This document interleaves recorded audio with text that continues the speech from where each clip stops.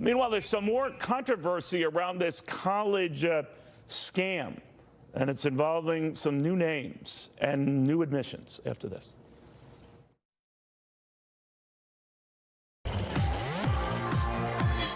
All right, everyone's hexed, right? Including actress Lori Loughlin and her husband, Massimiliano Giannulli, pleading not guilty to this college admissions scandal earlier this week. Now, their daughter reportedly could be facing an investigation as well. The couple, they claim that they were breaking the rules, but they didn't think they were breaking any law. So what does our young Gen Hex think of all of this? Ruby Media Group's Chris Ruby joins us. We've also got internet radio sensation Mike Gunzelman, your world audio technician and best-selling author, Keon Baya, and attorney Natalie Elisha Gold. Natalie, we do begin with you. This doesn't end, does it? It's on and on we go. It doesn't, and sometimes when you do the wrong thing, you got to face the music, and that's what Lori Loughlin is definitely finding out right now. Well, they're saying they didn't do the wrong thing, right? They thought they were breaking rules, but not law. I guess they didn't realize. They just thought they were like bending the rules a little bit, and then they were trying to make a distinction that their daughter wasn't involved, even though I think she might have posed in pictures for the crew, like a little Banachek action there, but I don't know, because they were very concerned about not getting their daughter implicated or how their daughter would feel about them.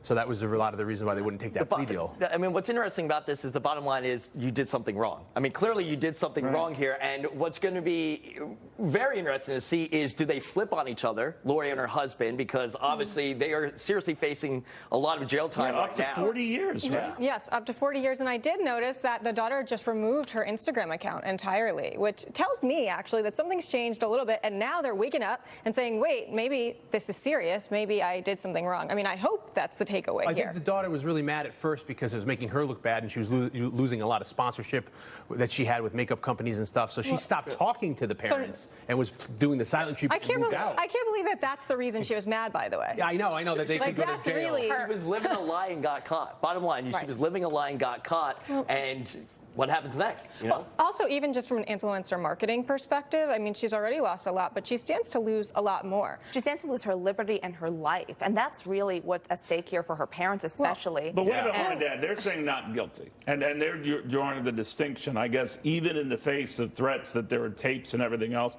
that they did nothing wrong, that they knew of, that if this was a law, something that they were breaking, they were unaware of it. What do you think of that? But can you plead innocent on being ignorant? How many ignorant people go to jail? I built a career on it. Yeah. Me too. Me as well. That's interesting. So I guess it's interesting because the others who tried to go into settlements and everything else, they obviously thought differently. Oh, they had me on tape, or they had this. They were also very apologetic. Felicity Huffman was very apologetic about what she did, where the other one, I think, was going into court, signing autographs, taking selfies. It goes back to taking responsibility here. The bottom line is this. Celebrities get away with a lot worse than what they did. Let's be honest. They do. And whoever their attorneys were like, hey, you'll be able to get Let's also be honest here. Here's the thing. She did something wrong, and she should face the music and say, I am sorry, mea culpa. If she does that, I think the court of public opinion will really Well, we're a very forgiving country. Well, I want to switch gears if we can, and that is something you guys might relate to. We're not, I don't know. In fact, you're younger than millennials, a lot of you. So there's a new study that shows a lot of millennials are still leaning on mom and dad for money. 7 out of 10, in fact, hit up mom and dad for something here. Since this is hitting kind of close to home for me, I'm going to step out. But what do you guys think? I was surprised it was so high. I'm not surprised by this at all. It actually really adds up very nicely with the stats about all of these kids and millennials are really riddled with college debt right now, with loans. So on the one hand, you know, they need to be living in their parents' basements because their parents are helping them pay that off. It doesn't have to be a basement. It could be a bedroom. Or a bedroom, yes, or a bedroom. How about the parents' room, right? Exactly. Kick them out. You know, on the other hand, so that's one side of the story, right? The other side is that you have kids who aren't in that boat, but who really aren't being taught any work ethic, right? It's sink or swim. Absolutely. Well, they might have good jobs, but they're low-paying jobs. Yeah, right? but they're not being taught to hunt. They're not being taught, like, they're being enabled by the parents. Real-world education doesn't happen on these college campuses. I speak time and time again on college campuses. I wrote the Millennials Guide to the Universe, and I teach these kids about networking, selling yourself, and getting out there. They are not teaching this. Where's the financial education? But there is none. Let's say you're a teacher or you work with, you know, kids, let's say, and you know someone who works with little children and it's not a high-paying field. Let's say that's the case.